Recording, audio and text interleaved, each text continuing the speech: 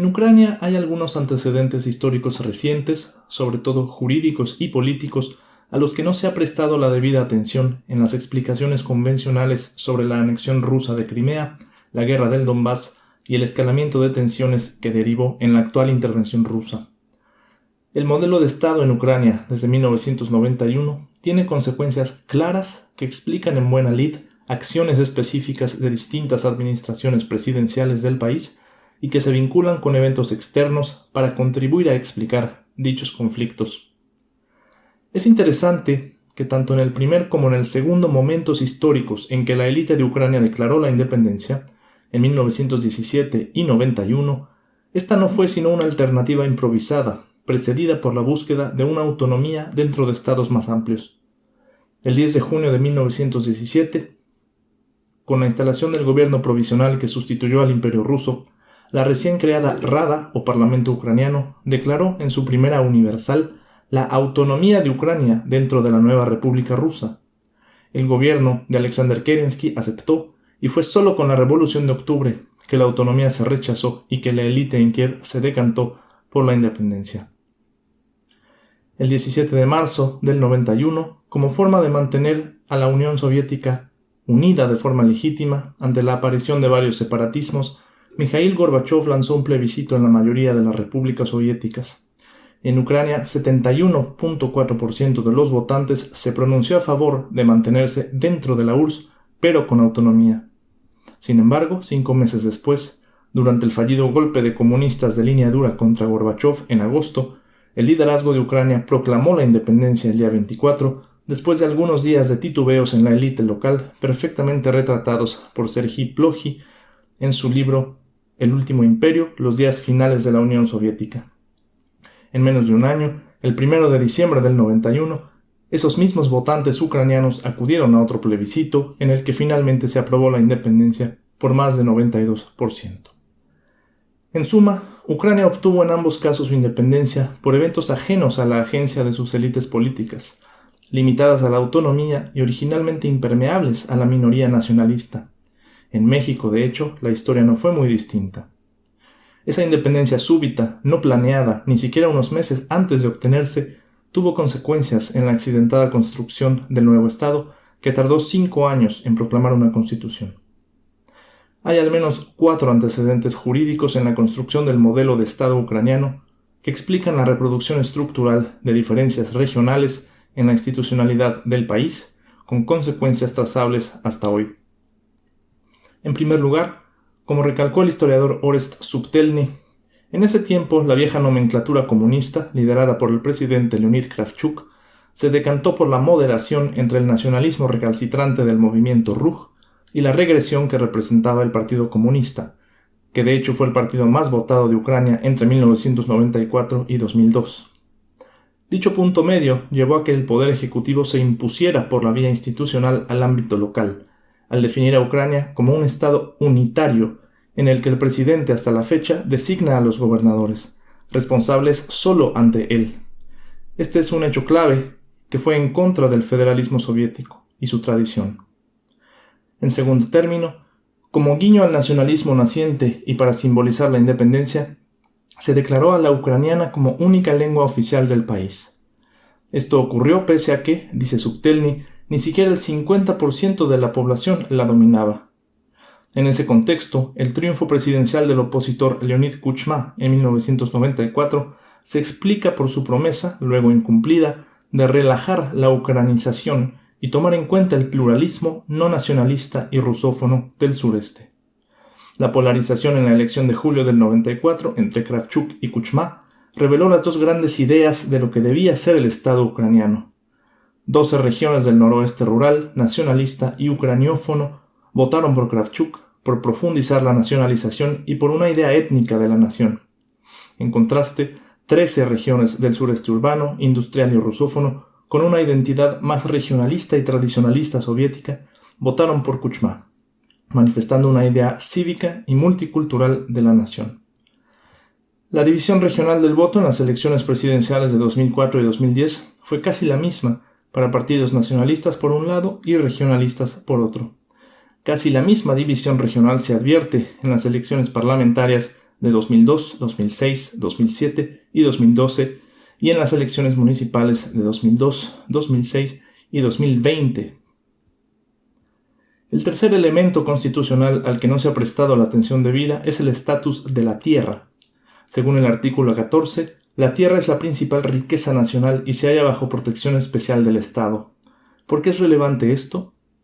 El noroeste de Ucrania vive de la economía primaria y de actividades ligadas a la tierra.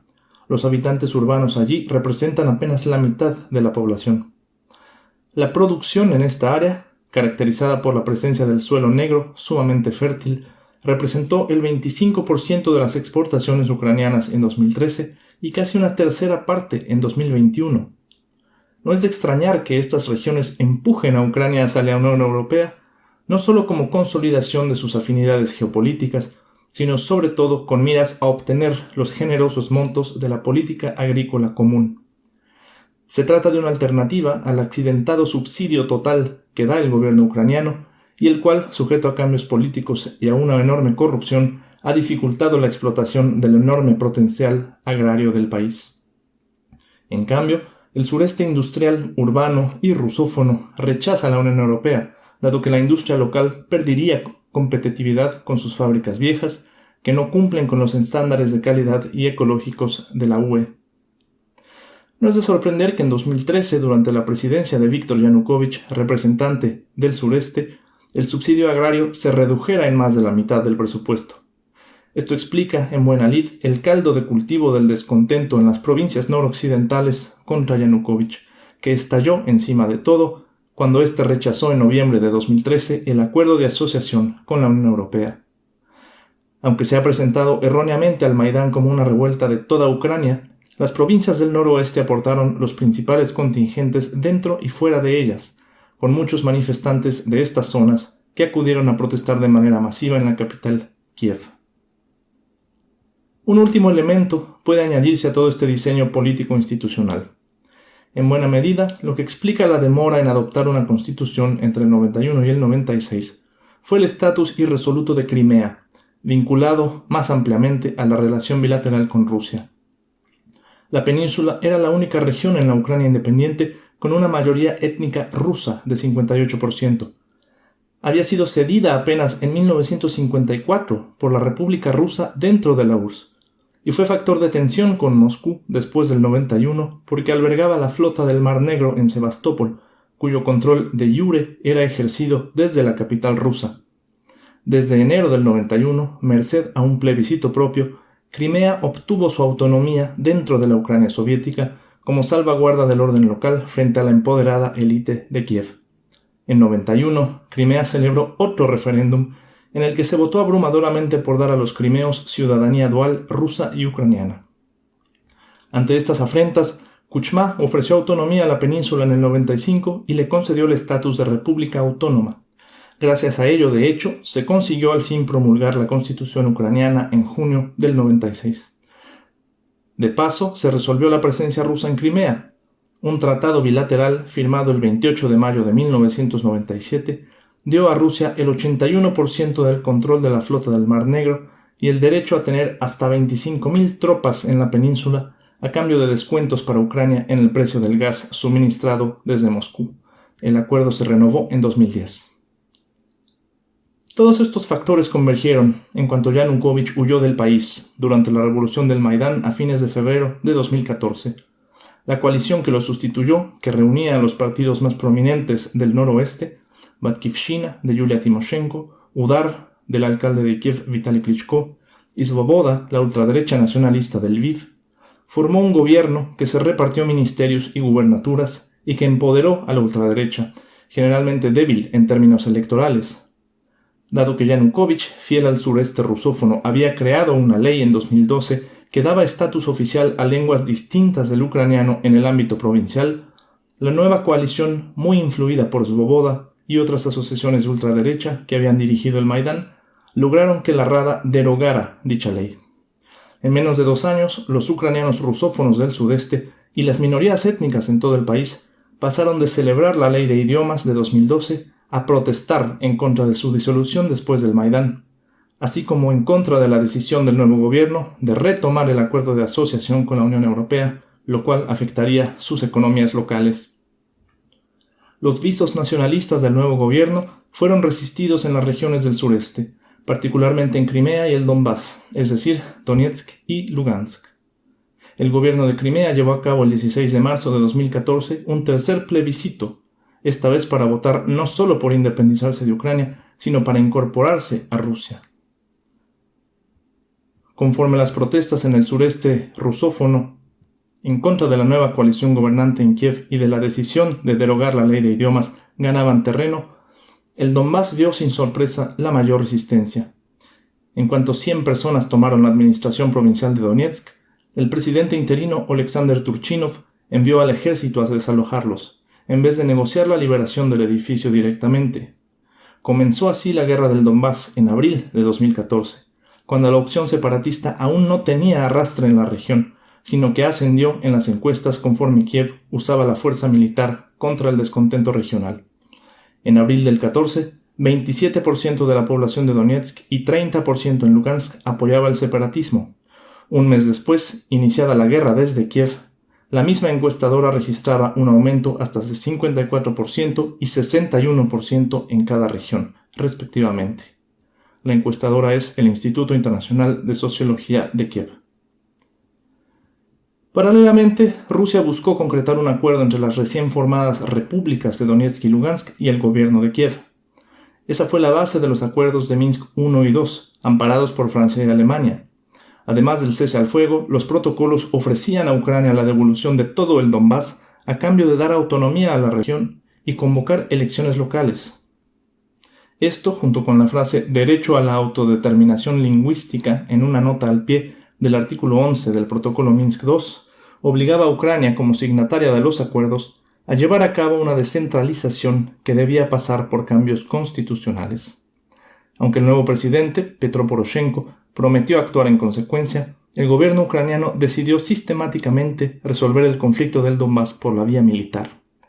La razón fue el costo político que representaba la descentralización en una democracia funcional como Ucrania, además del empoderamiento institucional de la ultraderecha, que desde los sectores militar, policíaco y de seguridad, pero también desde la Rada, impidió reiteradamente su concreción. En conclusión, la combinación por un lado de realidades socioeconómicas, políticas y culturales en ambas mitades de Ucrania y por otro del modelo jurídico-político de Estado creado en la década de 1990, derivó por distintas vías en la conmoción que sacudió al país desde 2014. En contraste con su realidad demográfica y sociocultural, la apresurada independencia y la necesidad política de mediar entre extremos hizo que Ucrania naciera como un Estado unitario, en donde solo la lengua ucraniana tiene estatus oficial y donde el centro gobierna las regiones. Con los acuerdos de Minsk, los separatistas del Donbass y la Federación Rusa buscaron, en el contexto de guerra civil, contrarrestar esos dos pilares básicos de la institucionalidad ucraniana. Entre otros objetivos, la actual intervención rusa en Ucrania busca resolver dichos temas por la fuerza, una vez agotados, a ojos de Moscú, los canales diplomáticos, a los que indudablemente se dio prioridad durante 8 años. En las negociaciones, la parte rusa ha exigido dar al ruso el estatus de lengua oficial, así como el reconocimiento de Crimea como parte de Rusia y de Donetsk y Lugansk como estados independientes. Además, Rusia exige que Kiev garantice la neutralidad en su política exterior con el fin de evitar una posible incorporación a la OTAN, elemento adicional cuyo anhelo europeo fue elevado a rango constitucional por el presidente Poroshenko en 2019. ¿Acaso la conclusión más evidente sea que, mediante este diseño institucional, las demandas políticas y económicas de las provincias del noroeste, que viven de la economía primaria y de la promesa europea en un contexto de identidad nacionalista donde se habla ucraniano, han conseguido imponerse en detrimento de las demandas del sureste urbano, proteccionista, industrial y rusófono?